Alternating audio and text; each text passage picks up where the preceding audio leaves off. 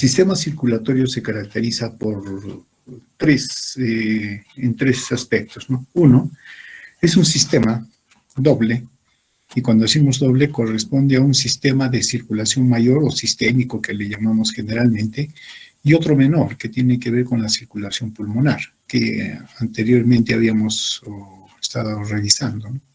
Entonces son dos sistemas, por eso es doble.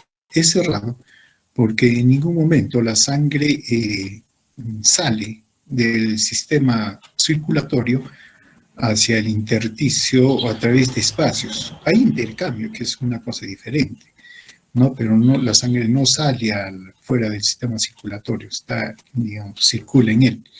Y completo porque termina de un punto, o comienza en un punto, vamos a decir los ventrículos, y regresa a una aurícula, ¿no? Y entonces, en ese sentido, pasa por los vasos que primero distribuyen la sangre, un conjunto de vasos que hacen intercambio, y otros que retornan la sangre hacia el corazón, de manera que es un sistema completo. Ahora bien, ¿cuál es el significado del sistema circulatorio? Hablando en términos fisiológicos, ¿no? Nuestras células, al ir conformando un organismo que es muy complejo, ¿no? En su estructura y fisiología también, obviamente, ya no, nuestros células no tienen al alcance de su medio los nutrientes necesarios, y también los desechos que eliminan deben ser removidos, ¿no? Del medio en que se encuentran las células. Entonces, alguien o un sistema debe ver que les provee de los medios necesarios y recabe o recoja todos los desechos, los metabolitos, y para que luego sean eliminados. Ahora bien, entonces, este sistema básicamente está a cargo del sistema, esta función está a cargo del sistema circulatorio.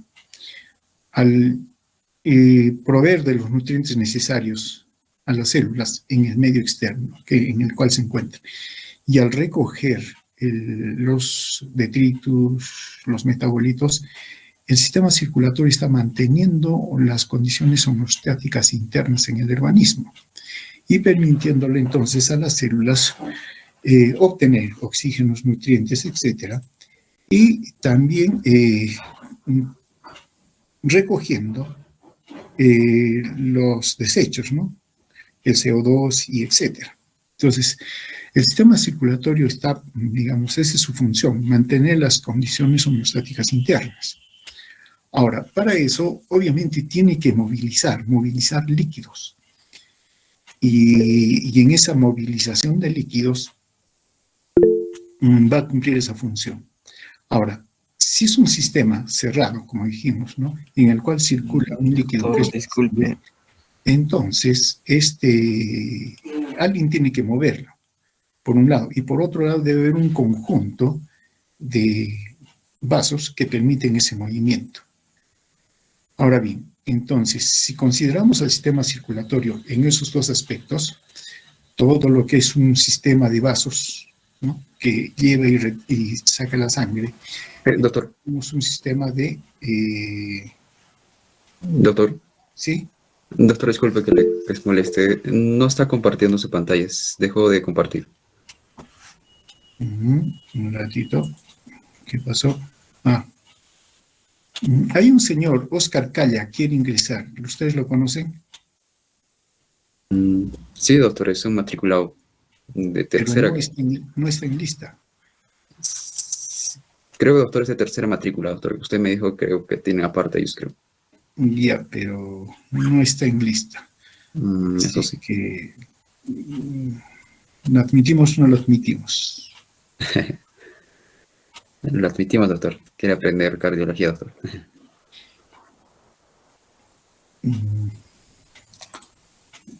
Vamos a ver, lo vamos a admitir. Bueno, después vemos eso. A ver, de nuevo.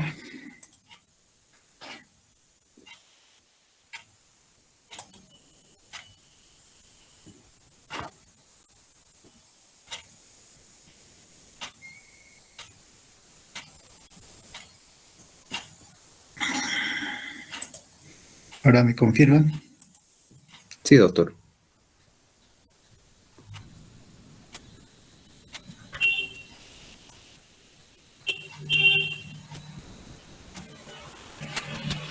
Bien, como mencionamos, en el sistema cerrado de los vasos, alguien tiene que mover el líquido que está dentro de la sangre. Y entonces se requiere una bomba, y esa bomba es el corazón. Entonces, empezaremos esta parte describiendo la actividad del corazón, ¿no? Bueno, la ubicación que está en la cavidad torácica, en la parte media, mediastinal, eso ya ustedes lo conocen, ¿no? Ahora bien, la función del corazón es mover, ¿no? La sangre, ¿no? Ahora bien, crear una gradiente de presión, de tal manera que se puede impulsar la sangre a través de los vasos. Este corazón o esta bomba, si usted es mecánica, para que pueda cumplir su función, o para que, mejor dicho, funcione, tiene tres elementos que lo constituyen, ¿no? El sistema eléctrico, que es todo un sistema de conducción y que regula su funcionamiento.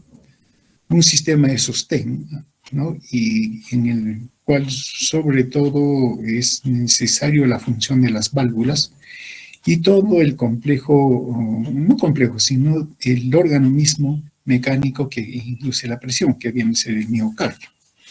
Entonces, esos son tres elementos que el corazón tiene para poder funcionar. Como mencionamos, lo que hace el corazón es crear una gradiente de presión para que se mueva el líquido. La sangre es expulsada por las arterias, ¿no? Que son elásticas, etcétera, hacia los vasos y distribuye esto a los tejidos. Cuando generalmente hablamos de la función circulatoria, nos estamos refiriendo al sistema circulatorio mayor.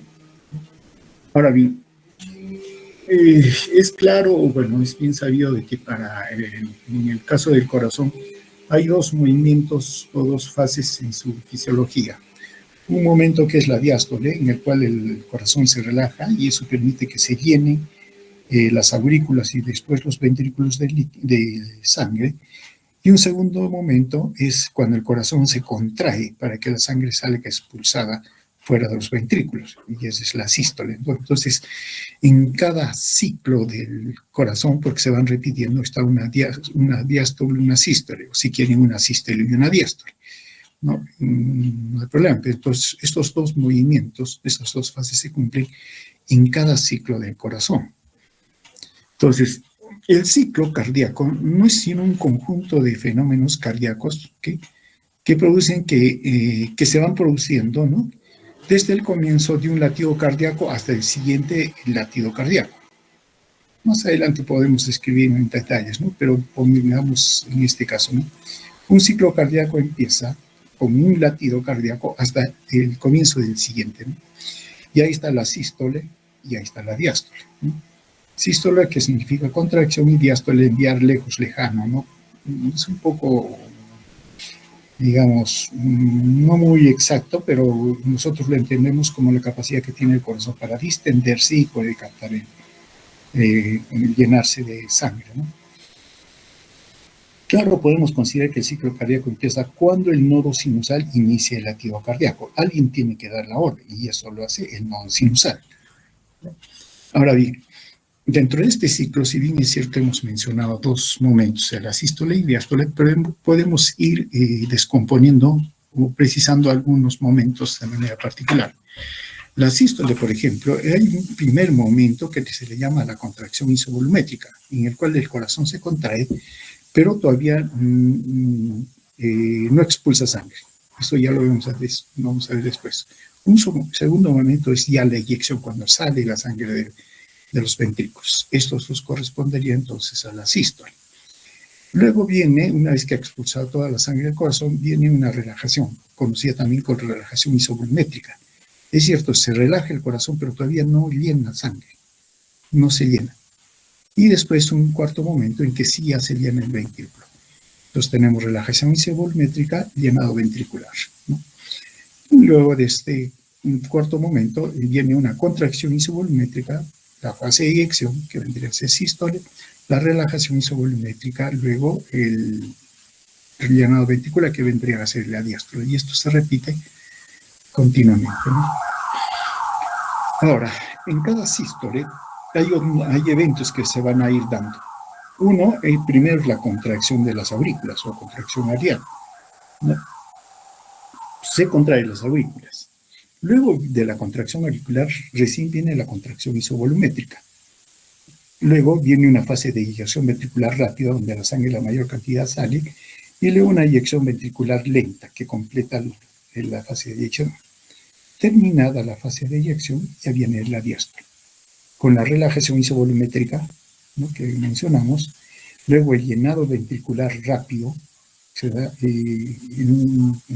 casi en los 2/3, y luego un llenado ventricular lento, ¿no?, conocido también como diástasis. Y luego, de una vez que haya llenado, se completa el llenado con la contracción auricular, luego viene la contracción isovolumétrica, la eyección, y esto se va repitiendo, ¿no? Ahora bien, entonces lo que tenemos en el corazón como bomba son dos cosas a tomar en cuenta, ¿no? La fuerza con la cual el corazón envía la sangre, y que podemos cuantificarla mediante la presión intraventricular, que estaría en este eje, ¿no es cierto? Y segundo, el volumen con el cual se llena el corazón o los ventrículos, si quieren.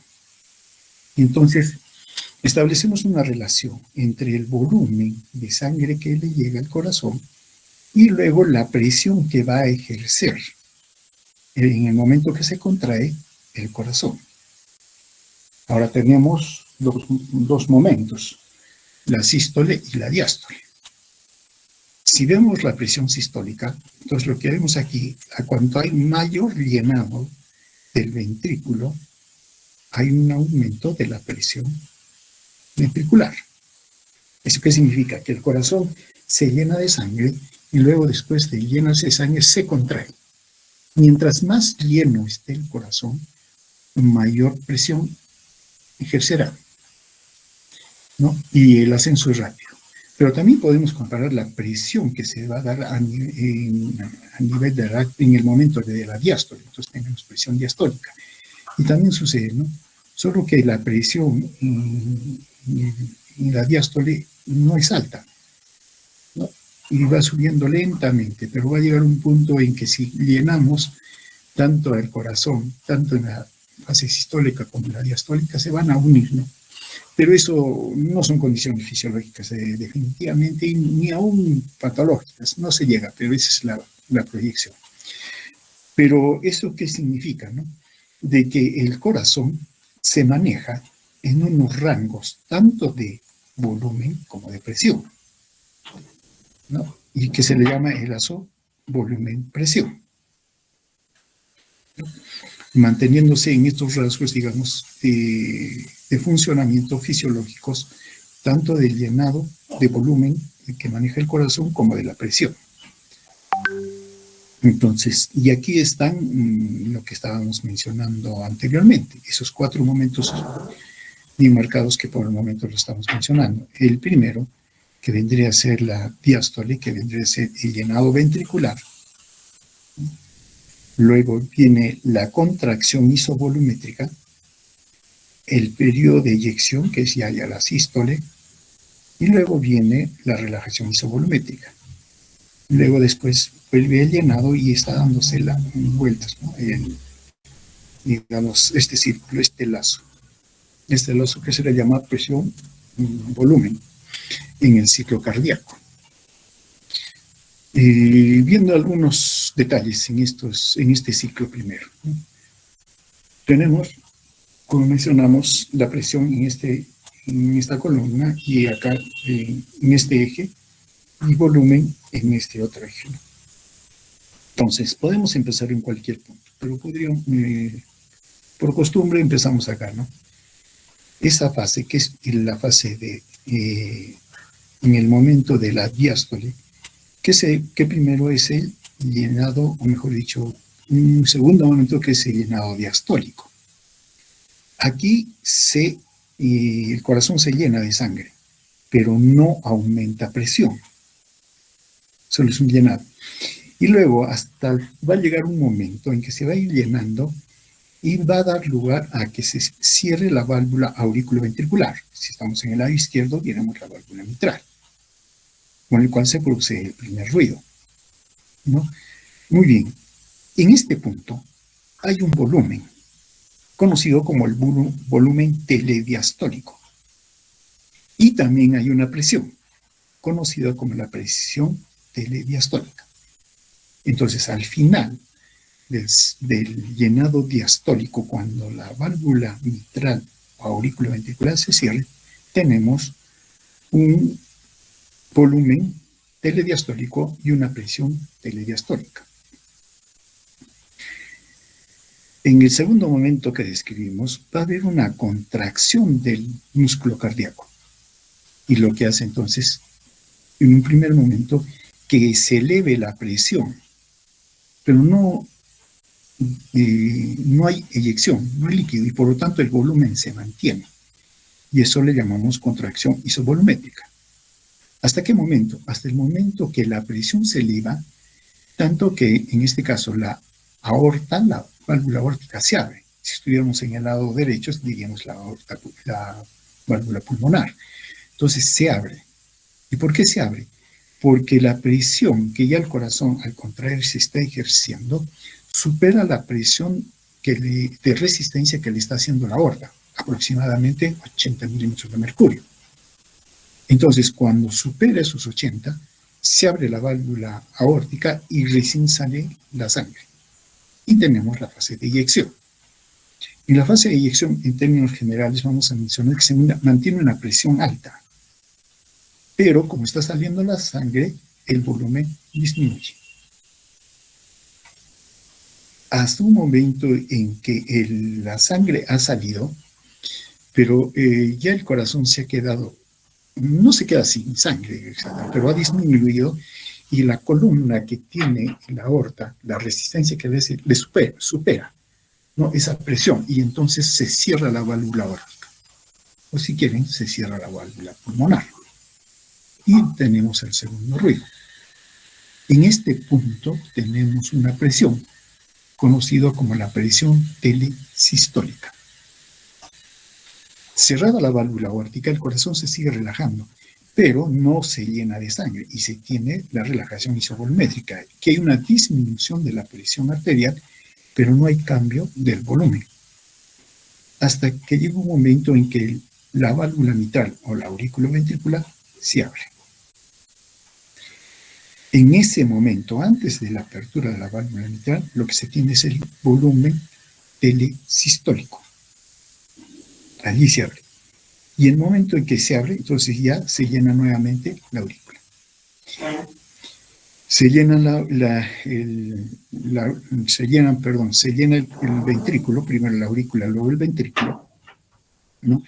Y tenemos el llenado diastólico, hasta que se cierra la válvula mitral, la válvula auriculoventricular, tenemos el volumen telediastólico y la presión telesistólica. Tenemos contracción isovolumétrica hasta la apertura de la válvula aórtica, la fase de eyección, hasta que se cierra la válvula aórtica nuevamente, la presión telesistólica. En este punto hay la relajación isovolumétrica, y antes de la apertura de la válvula mitral tenemos el volumen telesistólico. En ese punto, luego, se apertura la válvula mitral y se llena, y está dando vueltas y vueltas. Ese es el ciclo cardíaco, ¿no?, con algunos detalles más a considerar. Sigámosles agregando algunos detalles. Al final de la diástole, al final, hay la sístole auricular, al final, que va a completar el llenado ventricular en un 20 a 30%. La aurícula completa ese llenado ventricular. Claro, y eso va a crear una especie de remanso hacia el sistema venoso. Claro, esto, si hablamos en el lado derecho, eso va a ser hacia el lado del sistema pulmonar, o sea, ahí no vamos a ver nada. Pero si eso lo podemos aprovechar en el lado de las venas cavas hacia el lado derecho, claro que está llegando la sangre, y lo que podemos ver es un reflujo venoso. De hecho, en los dos lados hay un reflujo venoso, solo que en este caso nosotros podemos ver, o cuando una persona, por ejemplo, está echada de al lado y nosotros vemos el pulso yugular. Lo vemos, y que si queremos palparlo no lo sentimos, solo se ve. Eso cuando hagamos hemodinámica se detallará mejor, ¿no? Ahora bien, en este punto, al final de la diástole, porque ya la sístole auricular se da y se completó, allí tenemos el volumen del diastólico que hemos mencionado. Y aproximadamente 130 mililitros, 115, 130 si ustedes quieren. Completado eso, ya viene la sístole. Viene la sístole ventricular. Como mencionamos, cierre de las válvulas auriculoventriculares mitral y cuspidia. Y viene la contracción isovolumétrica, que dura más o menos 5 décimas centésimas de segundo. Luego viene la eyección ventricular. Ahora bien, cuando el corazón impulsa la sangre, expulsa la sangre, no lo hace al 100%, lo hace en un 65%. Ese 65% más o menos corresponde entre 70 a 90 mililitros. Esa es la fracción de eyección. Es un índice muy importante de la función ventricular. Al final es lo que en cada latido del corazón envía la fracción de eyección, que es entre 70 a 90, que corresponde al 65% del volumen telediastólico, ¿no? Y es un índice importante para evaluar la función ventricular. Luego viene el volumen telesistólico al final. Claro, ha sido expulsado el 65%, ¿y cuánto queda? Queda un 35%, que aproximadamente 50 a 45 mililitros, ¿no? Es lo que va a quedar en el corazón al final de la eyección. Luego viene ya la diástole, en el cual se cierran las válvulas aórtica y pulmonar. Viene la relajación ventricular isovolumétrica, luego la apertura de las válvulas auriculoventriculares y viene el llenado rápido. Estos son detalles que debemos recordar. Bueno, poniéndolo un poco más en contexto ahora con respecto al ciclo cardíaco y la curva presión-volumen, ¿no? Acá está el presión y acá está volumen. Acá tenemos la diástole, que habíamos empezado acá. Acá tenemos el volumen sistólico final, ¿no? Y en el momento en que la válvula mitral en este caso se abre, viene el llenado rápido, el llenado lento, y luego viene la contracción auricular. En buena cuenta, la contracción auricular no se da en el momento de la sístole, sino durante la diástole, al final de la diástole, y completa el llenado ventricular. Y luego ya viene la contracción isovolumétrica, la apertura de las válvulas. Este es la aorta se va a abrir cuando supere los 80 milímetros de mercurio, que le hace de resistencia a la columna que está en la aorta, ¿no? En la arteria aorta. Y viene entonces, como está con digamos, con una presión, va a elevarse la presión más o menos hasta 120, que es el momento en que es la eyección rápida, ¿no?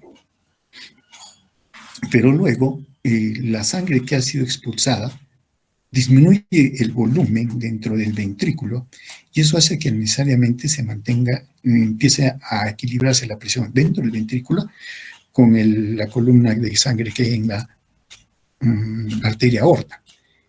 Y empieza a salir sangre, ciertamente, pero ya más lentamente. La fase más lenta, y que va a seguir expulsando hasta que disminuye el volumen dentro del ventrículo, y por más que se contraiga, ya no puede expulsar más. Entonces la presión empieza a bajar hasta un punto aproximadamente de 100 milímetros de mercurio, en el cual, como la aorta tiene mayor cantidad de sangre, hay mayor resistencia por la cantidad expulsada, se cierra la válvula aórtica. Segundo ruido, y de ahí viene la contracción isovolumétrica, pero que todavía no hay llenado hasta que se abra la válvula mitral, ¿no? Y entonces siguen estas vueltas. Nunca la presión es cero, ni el volumen es cero.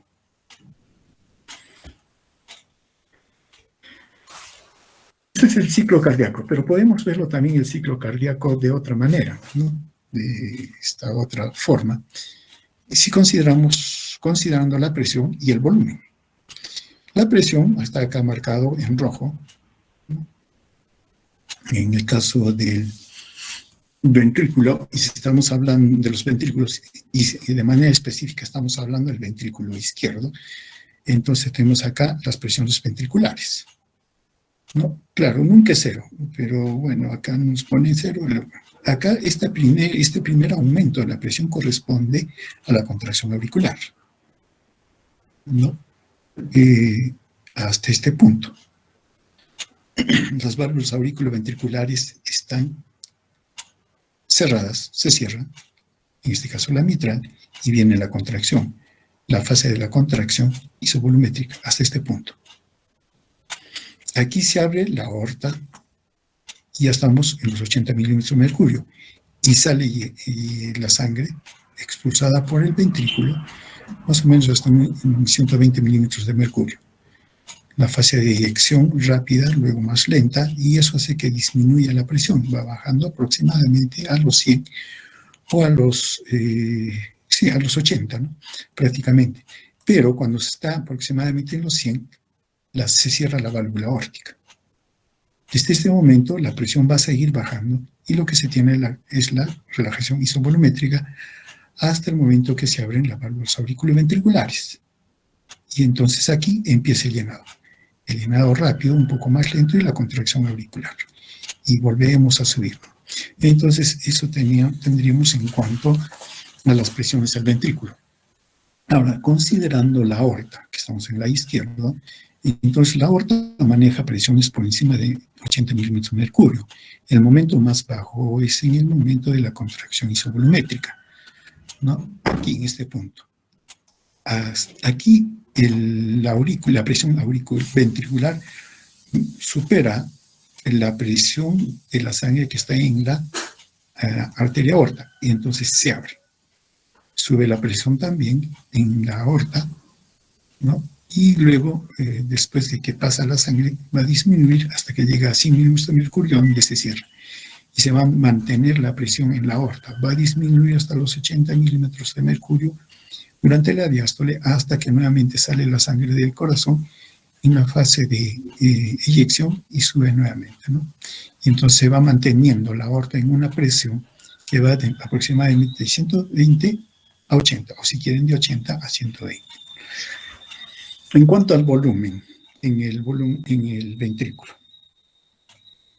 aproximadamente, ¿cuánto dijimos que es el volumen telediastólico? Que vendría a estar acá. Este sería el volumen telediastólico, ¿no? ¿Cuánto es? 130, 120. 120 aproximadamente, ¿no? Entonces, listo, aquí. En la relajación, en la contracción isovolumétrica no hay ningún cambio de volumen. Luego, en la fase de eyección, sí, el volumen cae, baja. Hasta este punto, más o menos 50 mililitros. ¿Cómo se llama este volumen? Volumen telesistólico. Volumen telesistólico, ¿no?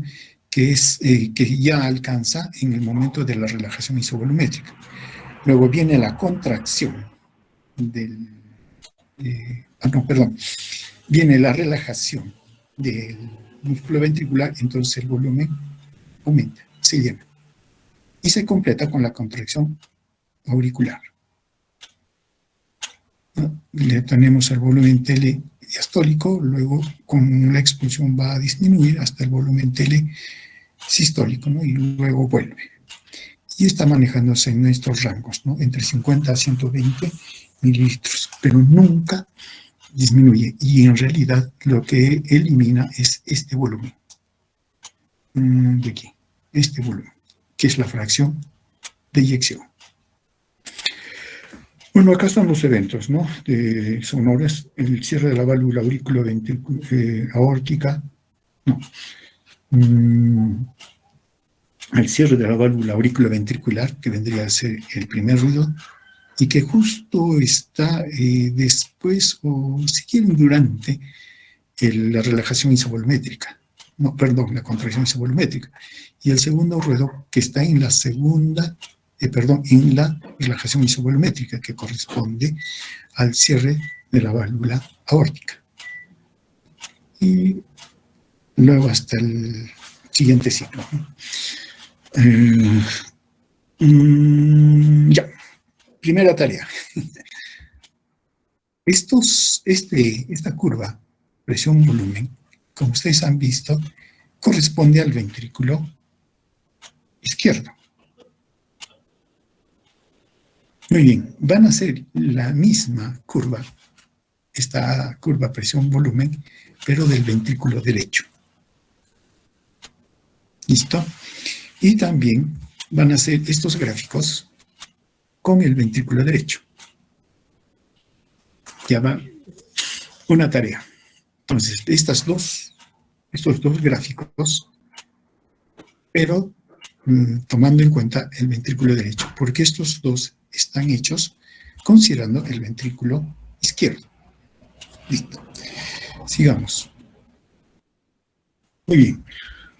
Considerando ahora el ciclo cardíaco, pero precisando con algunos aspectos del ventrículo del ciclo cardíaco derecho, porque prácticamente lo que hemos hablado corresponde al ventrículo izquierdo. Claro, en términos generales, el ciclo del lado derecho es igual que el izquierdo, ¿no?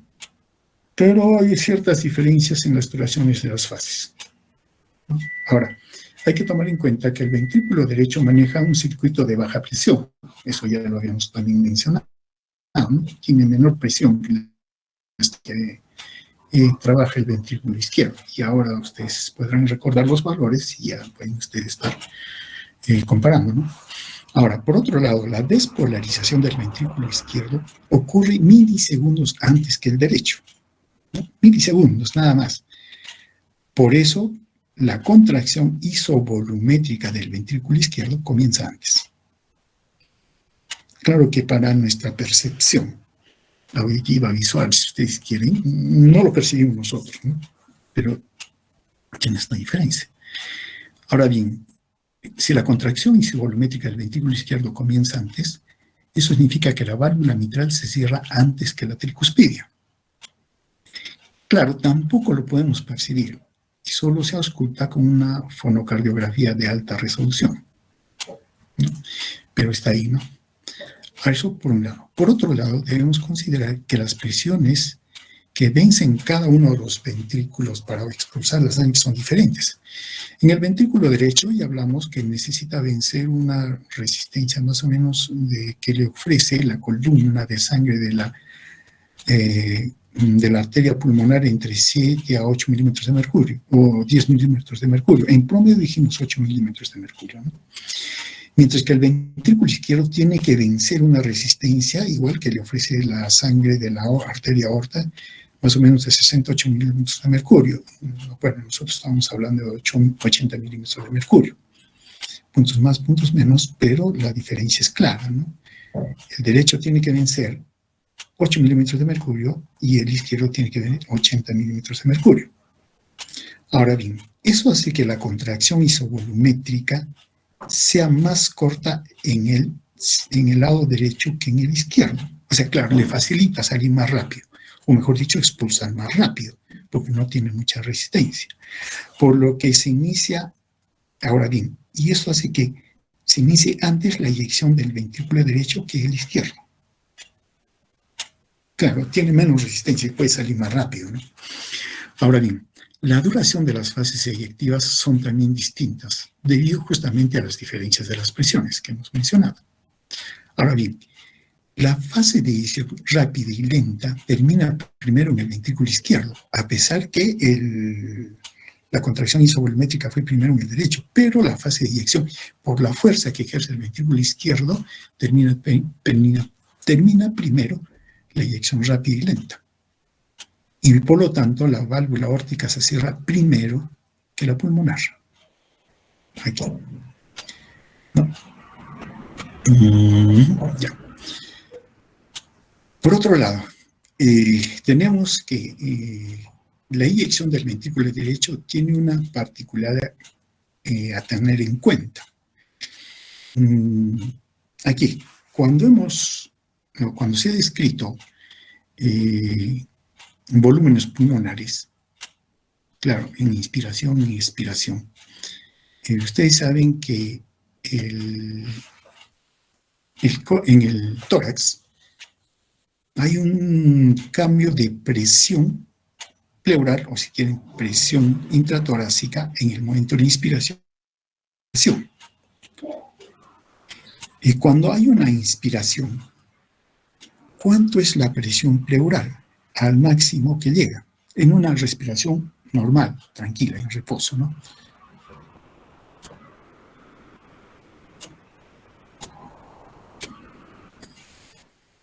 ¿Cuánto es la presión pleural al final de la inspiración? Eso ya lo saben.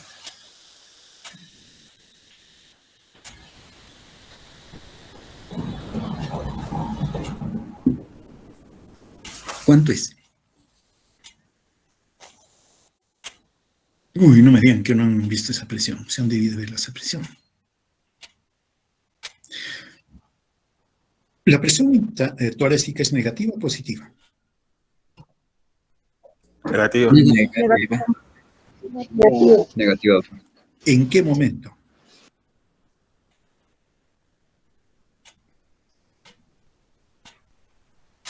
La inspiración.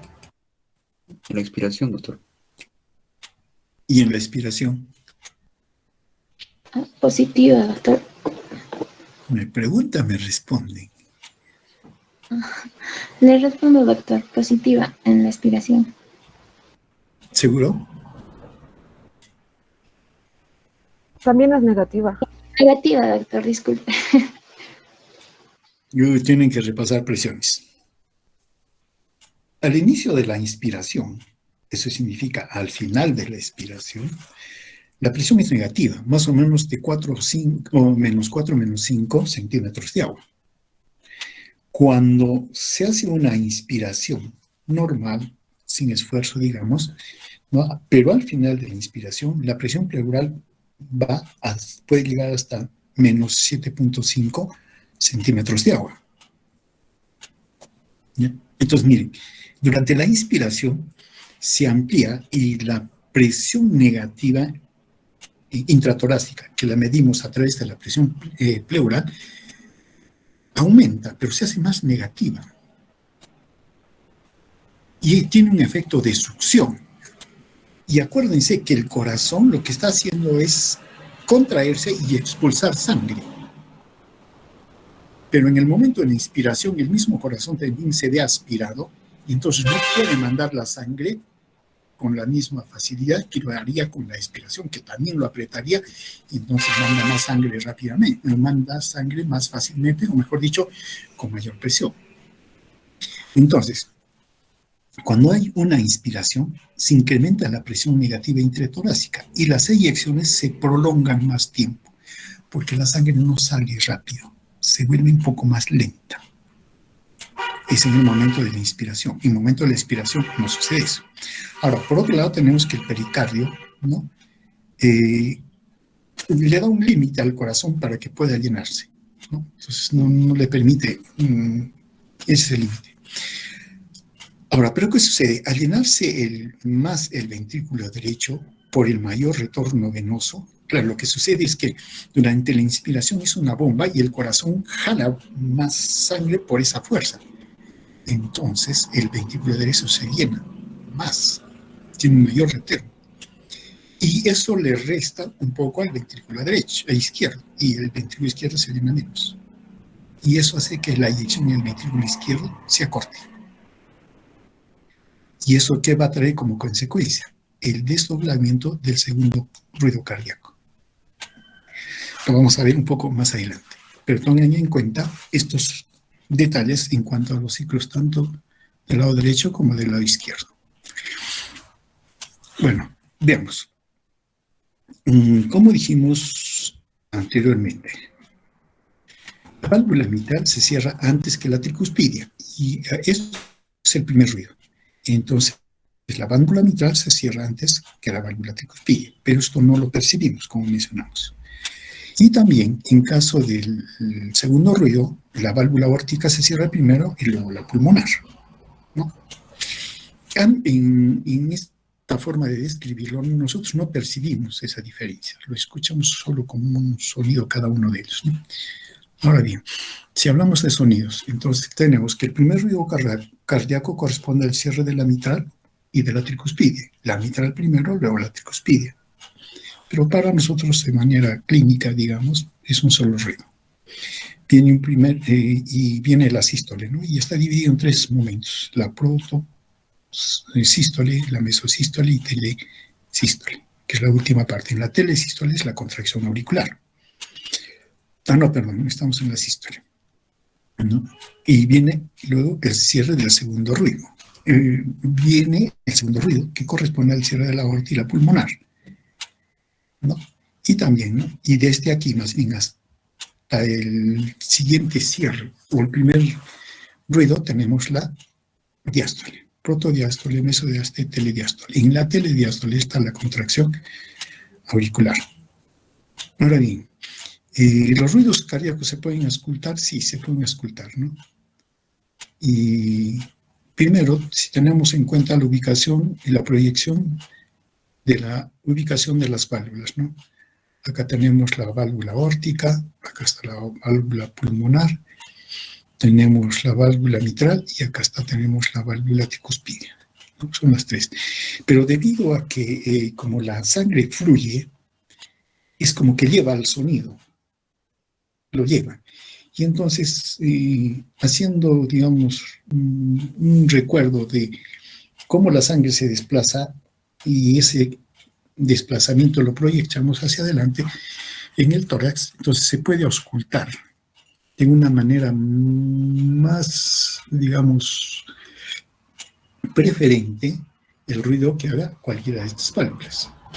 En el tercer espacio intercostal, al lado derecho del esternón, en el borde derecho, ahí es el mejor lugar para auscultar el cierre de la válvula aórtica. Hacia el lado izquierdo, en el mismo, el cierre de la válvula pulmonar. Este es porque la sangre sale expulsada de esta manera, por la aorta, y por la pulmonar sale expulsada de esta manera.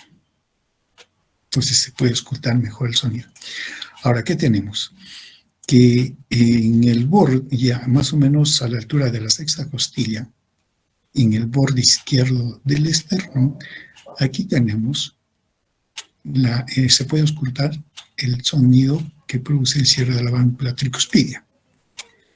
Claro, porque la tricuspidia está aquí y la sangre viene de esta manera, entonces el sonido se proyecta aquí. Y finalmente aquí tenemos la válvula mitral. Cuando se llena de esta manera y entonces en el quinto espacio intercostal, claro, ese sería el quinto, a la altura del punto medio de la aurícula, punto medio de la clavícula, se puede escuchar el ruido de la mitral. Entonces ahí podemos auscultar de mejor manera, ¿no?, los ruidos cardíacos y el sonido que hacen cada una de las válvulas. Bien, con estos detalles, ¿qué resulta? El primer ruido, claro, ya dijimos, es el cierre de la válvula mitral y tricuspidia. Ese indica el inicio de la sístole. Y puede estar desdoblado de manera nueva en algunos niños. El segundo ruido es el cierre de la válvula aorta y pulmonar. E indica el inicio de la diástole. Puede haber un desdoblamiento fisiológico en el momento de la inspiración, por lo que hemos mencionado anteriormente. Y eso sí, a veces lo podemos percibir como un chasquido. Ya no es pum dum, sino pum pum. Entonces se puede escuchar el chasquido, ¿no? Pero también puede haber un desdoblamiento paradójico, donde se cierra primero la pulmonar y la aórtica, ¿no? Y eso sí es patológico. O si es fijo, tanto en la inspiración como en la expiración. Si es fijo, es también anormal. Claro que en el primer caso, a veces uno no puede percibir quién se cierra primero, la pulmonar o la aorta, o la aorta o la pulmonar. Pero que hay otros indicios, ¿no?, que nos indica que sí puede haber un desdoblamiento. Entonces, el segundo ruido sí puede desdoblarse. Y si es en la inspiración, puede ser considerado fisiológico. El tercer ruido, que es en el llenado pasivo del ventrículo, en la primera fase de la diástole, ¿no? Entonces, eso sería en la protodiástole. Ahora bien, en algunos niños y en adultos menores de 35 años puede ser fisiológico. ¿A qué se debe? Se debería a un aumento del gasto cardíaco, puede ser a una dilatación ventricular o a un incremento de la velocidad y volumen del flujo sanguíneo auriculoventricular. En buena cuenta es el pasaje muy rápido que tendría la sangre del aurícula al ventrículo. El llenado rápido mencionamos hace un momento. Entonces llena muy rápido y eso golpea la pared. Bueno, ese término golpea es una expresión, ¿no? Golpea el ventrículo y eso hace que se produzca el tercer ruido, que en algunos casos puede ser fisiológico, pero hay que evaluarlo, ¿no? Inclusive, por ejemplo, se puede presentar en las personas anémicas, debido a que la sangre es más fluida, menos densa, y entonces se maneja más rápidamente, fluye más rápidamente y puede causar el tercer ruido, ¿no? El cuarto ruido es más bien por el aumento de la contracción auricular, entonces en la telediástole. Entonces, se produce por un aumento en la contracción de la aurícula para expulsar la sangre que queda en la aurícula al final de la diástole. Se produce al final de la diástole y el cuarto ruido es siempre patológico. Es típico de los trastornos de distensibilidad del ventrículo, una hipertrofia, por ejemplo, ventricular o derecha e izquierda, debido a una estenosis aórtica o pulmonar, debido a una miocardiopatía, una hipertrofia, una cardiopatía isquémica, por ejemplo. El cuarto ruido siempre es patológico. El tercer ruido puede ser fisiológico en los niños y menores de 65, pero hay que evaluar las condiciones, ¿no? El segundo ruido puede haber un desdoblamiento fisiológico en la inspiración. El desdoblamiento paradójico o el fijo siempre son anormales. Siendo un poco más en detalle el desdoblamiento del segundo ruido. ¿Qué sucede en el momento de la inspiración? En el momento de la inspiración, como dijimos, es un momento en el cual aumenta la presión intratorácica, ¿no? Y lo que hace es transmitirle un efecto al corazón. En este caso, si se aumenta la presión intratorácica, tiene un efecto de succión. En el ventrículo derecho, como se está llenando de la sangre que viene por las venas caves, entonces se llena de más sangre, ¿no? Tiene más sangre. Y por otro lado, en el lado izquierdo, que está viniendo la sangre del pulmón, el pulmón se expande, entonces no le llega mucha sangre. No es que no le llega mucha sangre, disminuye, digamos, por hacerlo, el volumen de sangre que le llega al ventrículo izquierdo, ¿no? Porque por el efecto de inspiración a nivel del pulmón no está llegando la misma cantidad de sangre. Entonces, en la inspiración, el volumen del ventrículo derecho aumenta y el volumen del ventrículo izquierdo disminuye. ¿Eso qué hace? Como el ventrículo izquierdo tiene menos volumen, entonces la fase de eyección es más rápida, más corta, y entonces el cierre de la válvula aórtica se adelanta. Mientras que el ventrículo derecho, como tiene más sangre, más volumen, tiene que expulsar más, entonces se retrasa el cierre de la válvula pulmonar. Y entonces se adelanta el cierre de la aorta, se retrasa la pulmonar y eso da lugar entonces a que haya el desdoblamiento del segundo ruido. En la expiración sucede el inverso. La cantidad de sangre que llega al ventrículo derecho disminuye, no es tanto, ¿no? Porque la presión es menos negativa, entonces de las venas llega así al corazón, pero disminuye comparativamente con la inspiración, y más bien que llega con mayor facilidad al ventrículo izquierdo en la sangre, y entonces hay un aumento de llenado. Y eso hace que se retrase el cierre de la válvula aórtica, porque tiene mayor volumen que expulsar el ventrículo izquierdo, Y como tiene menos el ventrículo derecho, la pulmonar se cierra más antes. Entonces se acercan nuevamente y lo escuchamos con un solo ruido. Entonces, esa es la razón del desdoblamiento del segundo ruido. Bien, todo esto lo hemos ido mencionando con respecto a un ciclo cardíaco. El ciclo cardíaco aproximadamente dura ¿cuánto? 0.89 de segundo, ¿no? Esto si tomamos en cuenta una frecuencia de 65 ciclos por minuto en el corazón. ¿Listo? Ahí estaríamos, a esa frecuencia, el ciclo cardíaco, con su sístole y su diástole, duran 0.89 de segundo. Y si dividimos, la sístole dura 0.27 y la diástole 0.62. Claro, la diástole es más larga. Pero, ¿qué sucede? Cuando aumenta la frecuencia cardíaca, ¿no? Una frecuencia cardíaca uno lo considera normal en una persona adulta de 60 a 80 milímetros, de 60 a 80 latidos por minuto, ¿no? Y la discusión es si por encima de 80 a 100 le consideramos taquicárdico, ¿no? Pero más o menos. Pero sí, de mayor a 100 de taquicardia, mayor de 100 ciclos por minuto es taquicardia. Si comparamos, por ejemplo, una frecuencia cardíaca de 200, que puede llegar el corazón, claro, pero es muy raro que llegue ¿no? Pero llegar, ¿qué sucede? La duración del ciclo se reduce a 0.3 décimas de segundo. Casi una tercera parte, ¿no? La sístole disminuye a 1.16 y la diástole a 1.14. ¿Qué significa con esto? Que cuando aumenta la frecuencia cardíaca, quien disminuye en tiempo de duración es la diástole. Entonces, el aumento de la frecuencia cardíaca corre, los dos van a ir disminuyendo, ¿cierto? Pero corre por una disminución más de la fase de la diástole. Y aquí tenemos, ¿no? Por ejemplo, esto sería una condición de reposo, si hablamos del 100%, ¿no? ¿Dónde dice?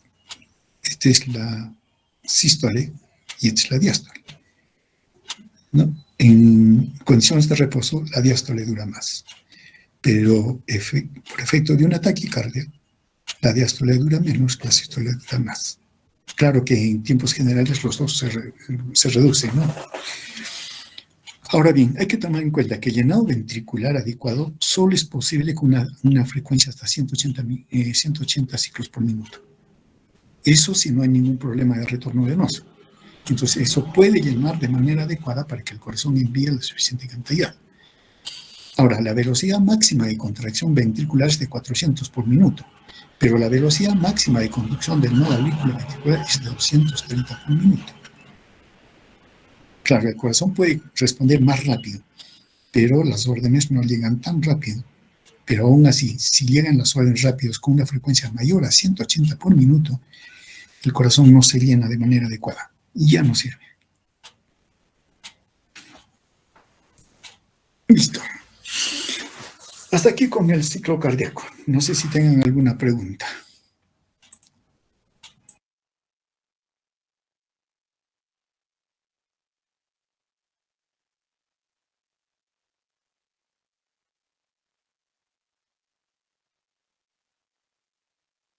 ¿No hay preguntas? Una, doctor. Sí.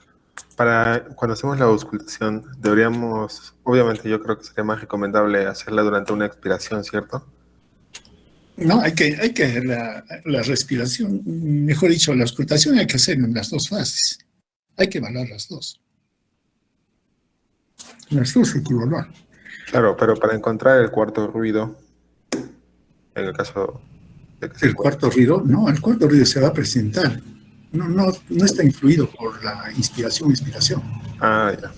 Gracias. El cuarto ruido es siempre patológico. Y el cuarto ruido es antes del primer ruido. Y el tercer ruido es después del segundo, inmediatamente. ¿no? Está en una protodiástole y en el otro está en la telediástole.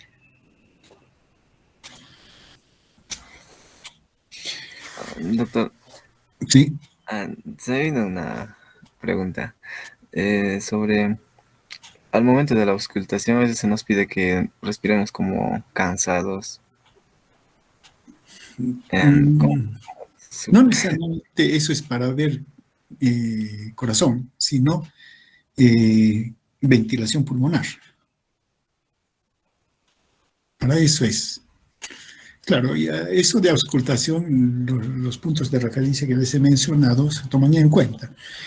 Pero mayores detalles y precisiones me remito al curso de semiología que ya después van a llevar.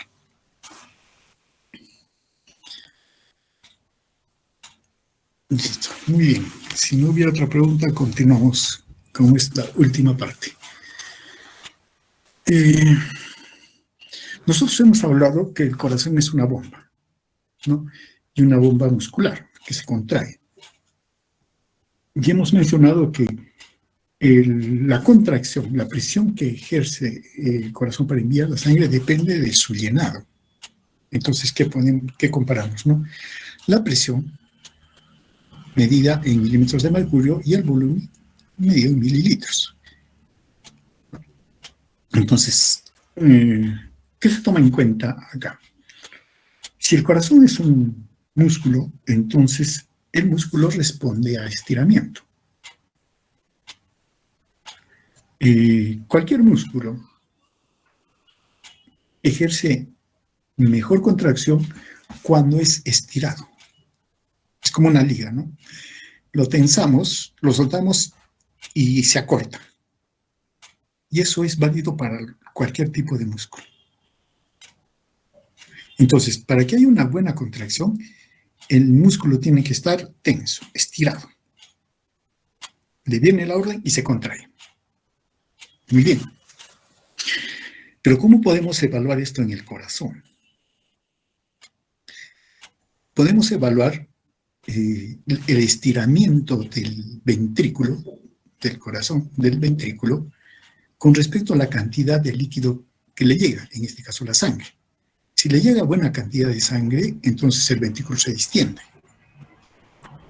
El músculo se estira, se tensa. Y cuando le viene la orden, se contrae. Y al momento de contraerse, envía la sangre. Y eso crea presión, digamos, en la aorta. Entonces, tenemos presión. Entonces, evaluando el volumen, que es distensión muscular del corazón, y luego la fuerza que ejerce en el momento de la contracción, midiendo la presión, se puede establecer la relación entre estiramiento y contracción del corazón. Y se vio que los cambios en la contractilidad del corazón van a variar la presión activa que puede ejercer el corazón, determinando mayor o menor presión ejercida, variando el volumen.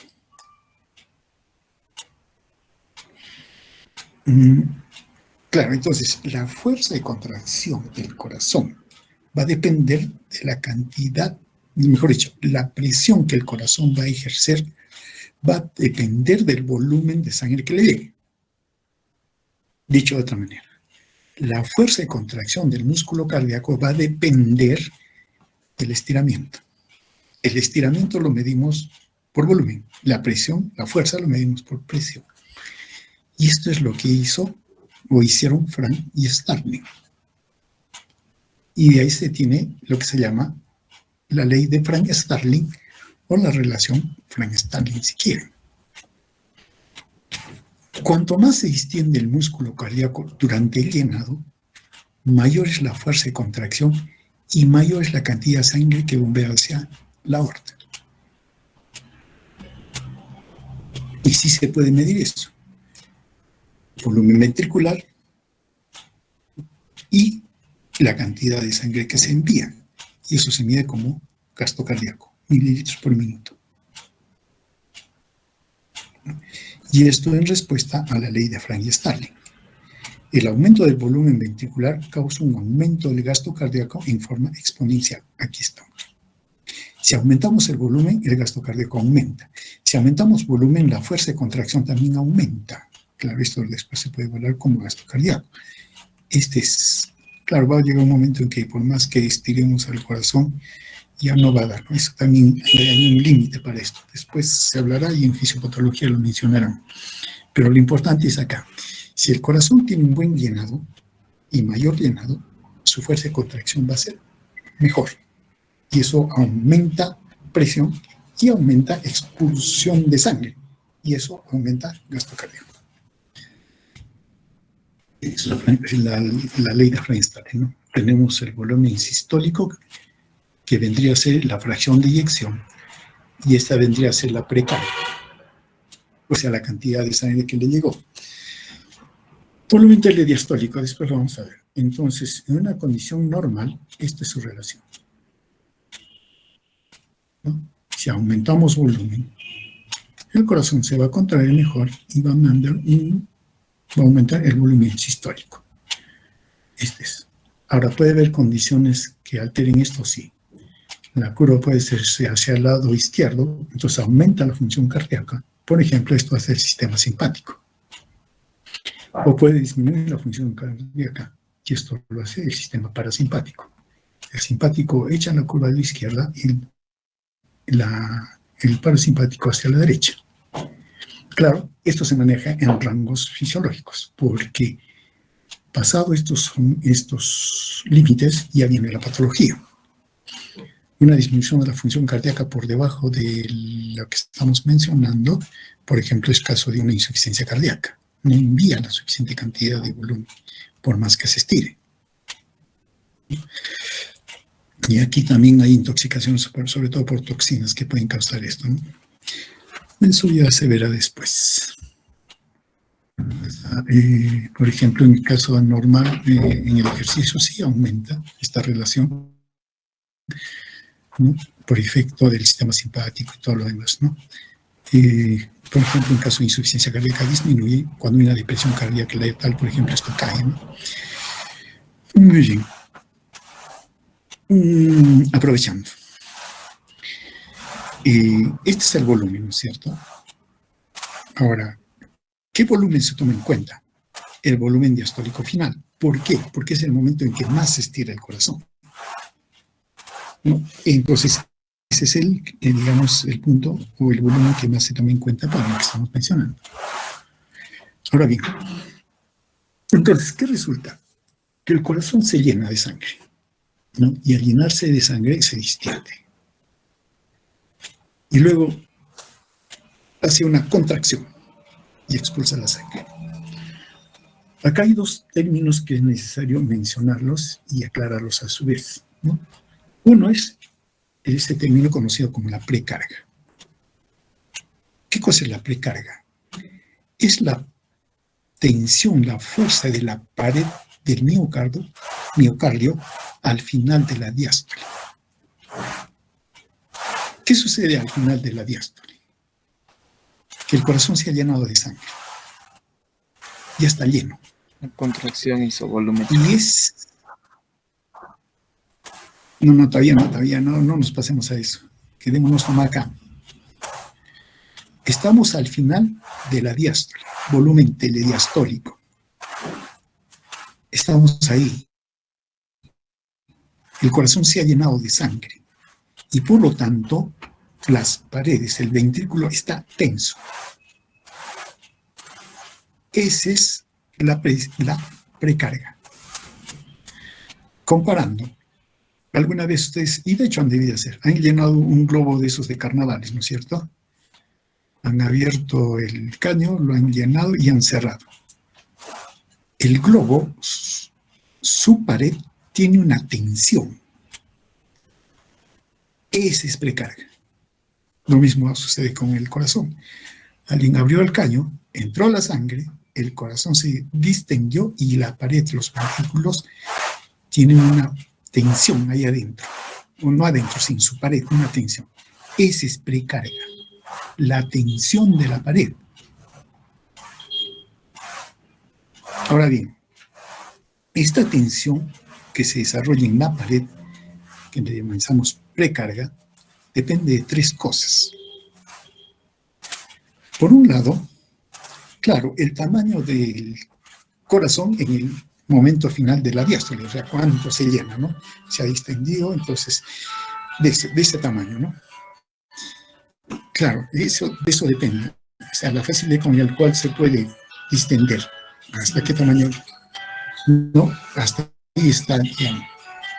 Y eso va a depender, ese radio, ese tamaño, de la compliance del ventrículo y del pericardio. O sea, cuánto le pueden permitir que se distienda la pared. Mientras más le permitan distenderse, la presión va a ser menor. Pero si el radio es pequeño, el tamaño es pequeño, entonces va a llegar, muy posible con una misma cantidad de sangre, se tense más. Porque no tiene compliance. El pericardio no le deja. El ventrículo tampoco puede adaptarse, puede distenderse, ¿no? Por otro lado, depende del grosor de la pared del miocardio. Claro, el grosor, si mencionamos que el miocardio es un músculo, entonces tiene un grosor, ¿no? Y es un músculo. Si un músculo se le ve sometido a esfuerzo, se vuelve más grueso, puede entrar en hipertrofia. Pero si no, pues normal, no necesariamente entra la hipertrofia, ¿no? Pero entonces, el grosor de la pared cuenta. Puede ser normal, un grosor normal, o puede haber una hipertrofia compensatoria. Si hay hipertrofia compensatoria, entonces aumenta el grosor del miocardio, y eso ahora que aumente la presión, la precarga. Y por otro lado, depende, y generalmente no se confunde, sino se define la presión de llenado final diastólica como la precarga. Pero la precarga, como mencionamos, depende de otros dos más. Este sería el tercero, o aunque generalmente es el principal, no ciertamente, pero usualmente se menciona como precarga la presión de llenado diastólico final. Claro, es también un componente que es principal si nadie va a responder. Ahora, ¿de qué depende la presión de llenado? O sea, la cantidad de sangre que llegó, y esa sangre que llega hace presión. Es como el agua dentro del globo. Esa agua que está ahí adentro está haciendo presión. Igualito, la sangre se llenó y está haciendo presión. Y entonces hay una cantidad de sangre que ha llegado al corazón. Claro, eso va a depender definitivamente del volumen sanguíneo total. Se entiende que mayor volumen sanguíneo total, más sangre tiene que trabajar el corazón, entonces le va a llegar más sangre también. Pero está en los rangos normales, ¿no es cierto? Depende de la distribución del volumen sanguíneo. Aquí, por el momento, solamente mencionamos la distribución que haya de cantidad de sangre en el lado arterial como en el lado venoso. El lado venoso tiene una compliance grande, pero se puede contraer y disminuye entonces su continente, entonces hay mayor contenido y eso es expulsado hacia el corazón.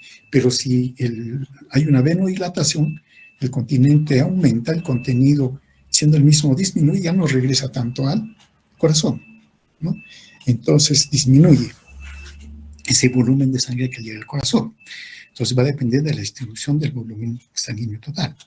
La contracción auricular, que mencionamos, ¿no? Al final es la que impulsa la sangre y llena el ventrículo, ¿no? Si hay una hipertrofia auricular, entonces va a ser que expulse mayor cantidad de sangre hacia el corazón. Un rango, ¿no?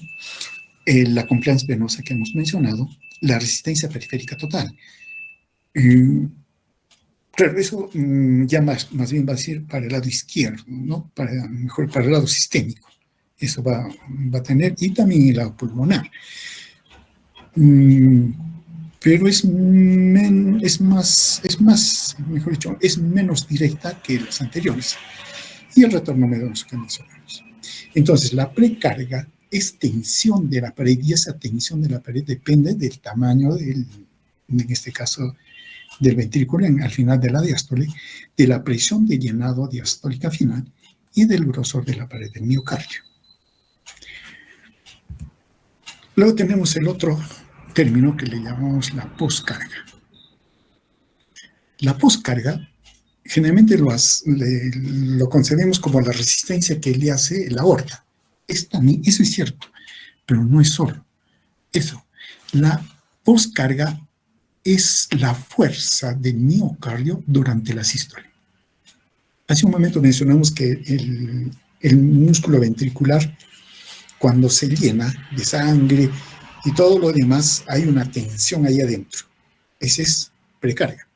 Pero en este momento el corazón lo que tiene que hacer es una contracción para impulsar la sangre. Y entonces, en ese momento que hace contracción, hace fuerza. La pared hace fuerza.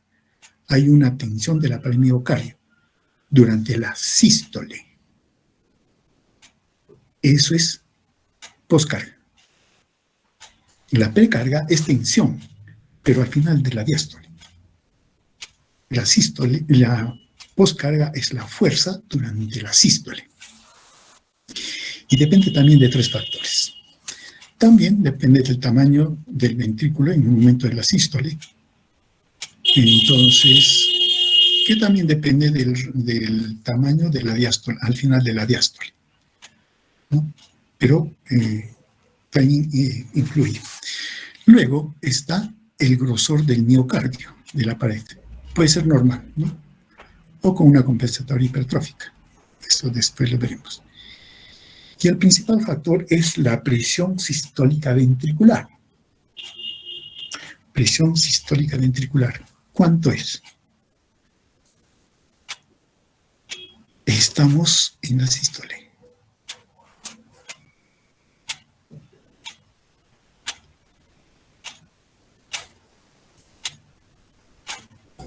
El máximo punto de eyección serían 120, pero para vencer a la aorta, o sea, en un inicio, 80. ¿Cuánto? 80 120 o 80. 120 en el máximo punto de eyección. Ya. Vamos a poner en el margen de 80 a 120. ¿No? Ese es. Ahora, para que se pueda dar esa presión va a depender de la resistencia de salida que le haga la aorta a la sangre, la impedancia a la salida de la sangre, ¿no? Y eso va a depender de 2 cosas. De la presión arterial sistémica. Claro, la sangre dentro de la aorta tiene una presión y esa presión ejerce una fuerza que le impide que salga la sangre del corazón. Esa es la presión arterial, ¿no? Entonces, mientras mayor sea la presión arterial en la aorta, obviamente le va a causar mayor resistencia al corazón y tiene que contraerse con mayor fuerza. Entonces, la tensión de la pared del miocardio tiene que aumentar. Ahora bien, esta presión depende de la presión diastólica arterial. Claro, que es la más baja, 80. Normal, pero si esto sube a 90, a 100, entonces va a tener que hacerse mayor presión, mayor contracción en el músculo ventricular y eso aumenta tensión. Y también depende del volumen sanguíneo total, ¿no? Que da lugar a una resistencia periférica total. Claro, finalmente en todo el circuito hay sangre. La aorta es una parte de él, ¿no? Pero finalmente tiene, que se llama, tiene sangre. Ahora, para que esa sangre fluya a través de los vasos hacen resistencia. Las arteriolas, arterias de pequeño calibre y arterioles hacen resistencia. Entonces hay una resistencia periférica total. Y claro, está en relación también con el volumen, ¿no? Y eso define la presión diastólica arterial. Y eso va a determinar la presión arterial sistémica y eso le hace resistencia a la salida.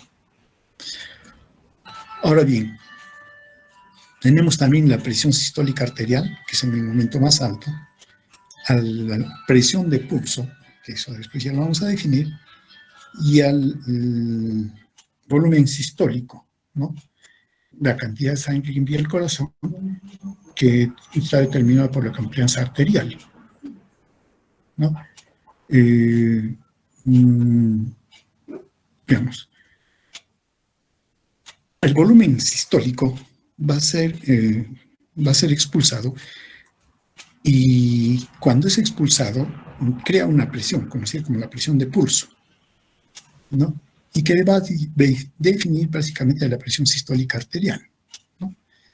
Eso después lo vamos a mencionar en más detalles. Ahora, por otro lado, está la resistencia al flujo de sangre, a ese flujo de sangre que sale. Y eso puede causar por una resistencia de la válvula. Si la válvula aórtica, hablando de ese lado, se cierra, entonces le va a ser más difícil a la sangre salir, ¿no? O puede haber una miocardia obstructiva, que también le va a impedir que salga la sangre.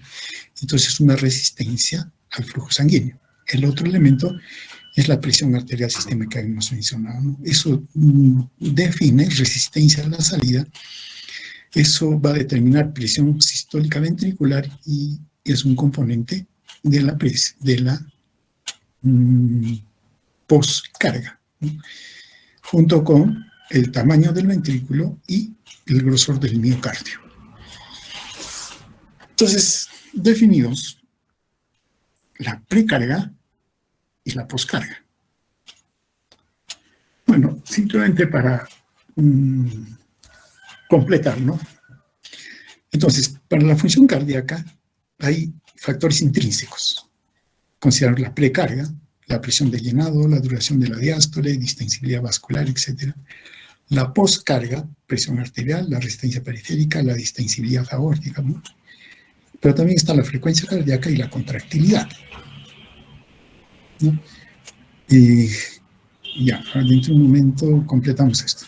Hay factores extrínsecos, el control, ¿no? Por parte del sistema nervioso autónomo, factores humorales como la presión parcial de oxígeno, la presión parcial del CO2, las catecolaminas circulantes, y la coordinación de la contracción, tanto la duración de la sístole auricular y también la secuencia de activación del ventrículo.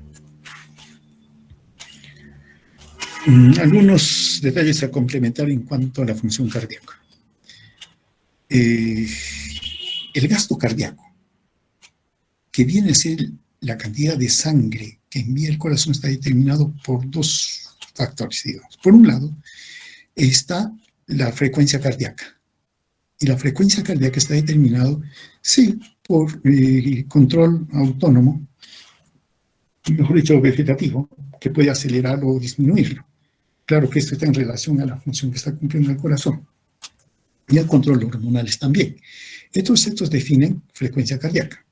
Por otro lado, está el volumen sistólico, ¿no? Y está determinado por el volumen diastólico final y el volumen sistólico final, por todo lo que hemos mencionado anteriormente. Entonces, ¿cuánto es el volumen sistólico o la fracción de eyección? 70 mililitros, doctor. 70. Y si consideramos una frecuencia cardíaca de 70 por minuto, ¿cuánto es el gasto cardíaco? 5 litros promedio, doctor. 4,900 y son 70. 5 litros. ¿Pero en quién? En la persona que ustedes ya conocen. ¿Listo? Ahora vamos a saber si cada uno de nosotros cumple esa función, esas condiciones. Y también se puede calcular el gasto cardíaco, pero lo haremos en otro momento. Ya. ¿Esto qué tiene que ver con la hemodinámica? Que después también lo vamos a mencionar. Resulta que el corazón ya determinamos el gasto cardíaco, ¿cierto? Ya está determinado por lo que hemos mencionado acá y por todo lo que viene acá atrás. Tenemos gasto cardíaco.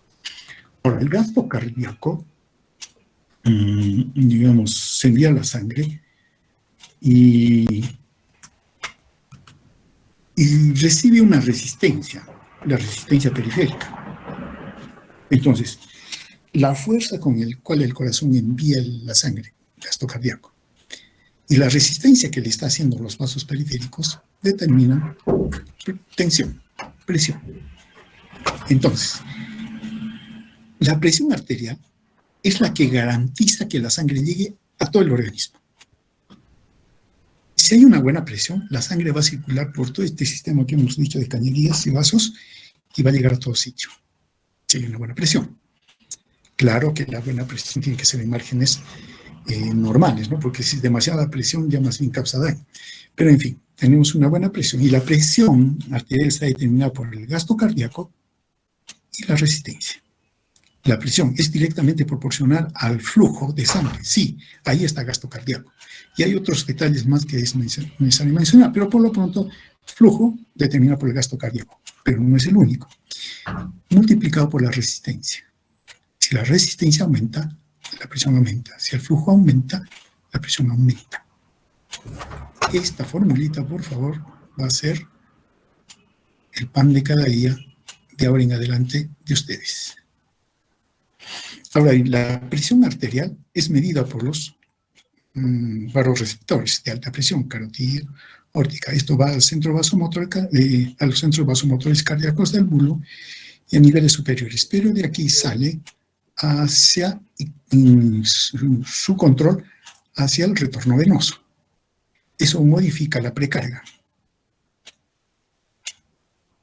Luego la precarga va a variar o va a ajustar el volumen sistólico. Por otro lado, también el centro cardíaco estos centros de control van a controlar la contractilidad cardíaca, la van a modificar y eso va a determinar también el volumen sistólico. Ahora bien, ¿qué más tenemos? Que la presión arterial es sensada, pero también va a determinar la poscarga. Y la poscarga también define volumen sistólico. Y el volumen sistólico determina el gasto cardíaco. Entonces, aquí, si bien es cierto, el gasto cardíaco es finalmente el resultado de la actividad del corazón, está determinado por la precarga, o está determinado por el volumen sistólico, el volumen por la frecuencia. Ahora, volumen sistólico está determinado por la precarga, la poscarga y la contractilidad cardíaca. Son tres elementos, o tres factores que determinan volumen sistólico y finalmente, junto con la frecuencia, el gasto cardíaco. Por eso que esto es muy importante manejarlos y saber cómo es que juegan con respecto para determinar el volumen sistólico. Aquí llegamos, para entrar en una especie de receso, hasta unos media hora. ¿Listo? Lo que hemos hablado hasta aquí es toda la actividad mecánica del corazón. ¿Punto? ¿Alguna pregunta antes de entrar al receso?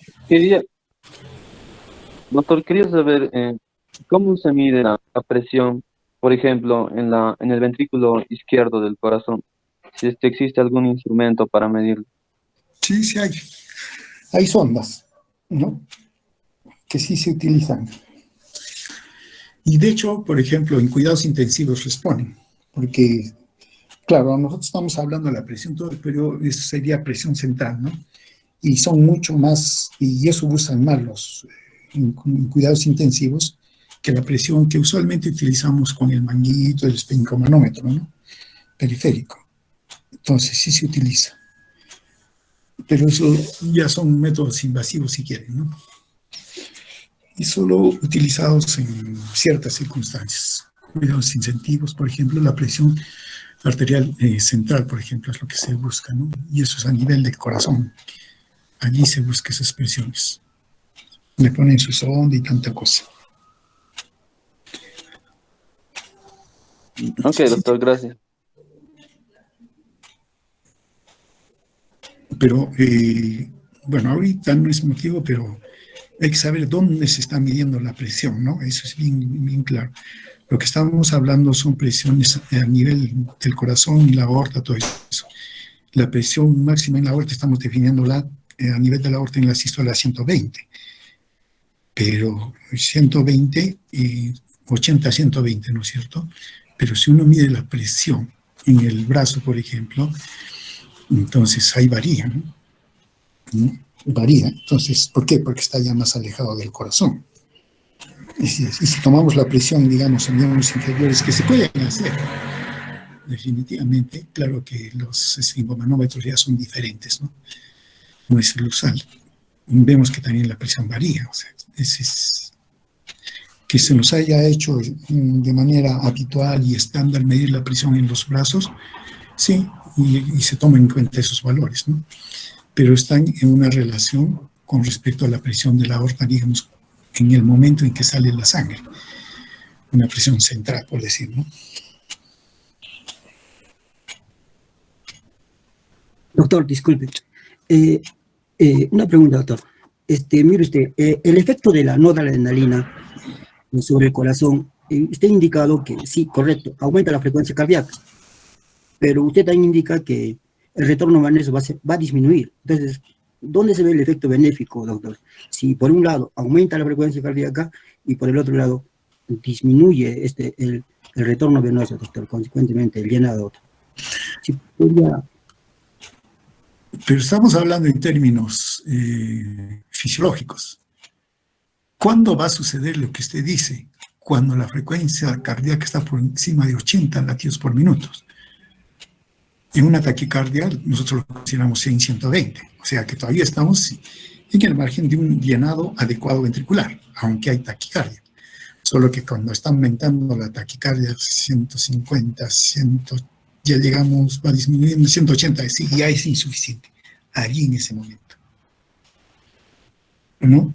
Pero mientras, no, sí, el tiempo que aunque haya taquicardia, esté aumentado y disminuido la diástole, pero es lo necesario como para que se llene de manera adecuada. Eso, digamos, es notorio, evidente cuando se pasa por encima de los 180, ¿no? Claro que también es un punto de referencia. Tampoco vamos a decir 180 exacto y para allá ya estamos en problemas y más acá estamos con valores menores, estamos en problemas. No pasa nada, ¿no? No, es mucho, son valores referenciales que no va en cuenta. Gracias, doctor.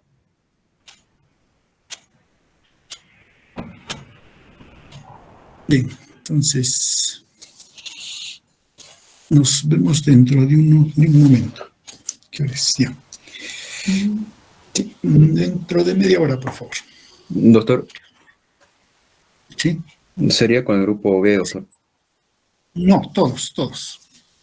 Ya, doctor. Entonces, en el caso del grupo de doctor Salinas, porque creo que también va a ser... También, todos entre, sí, todos. Ya, doctor. Entonces,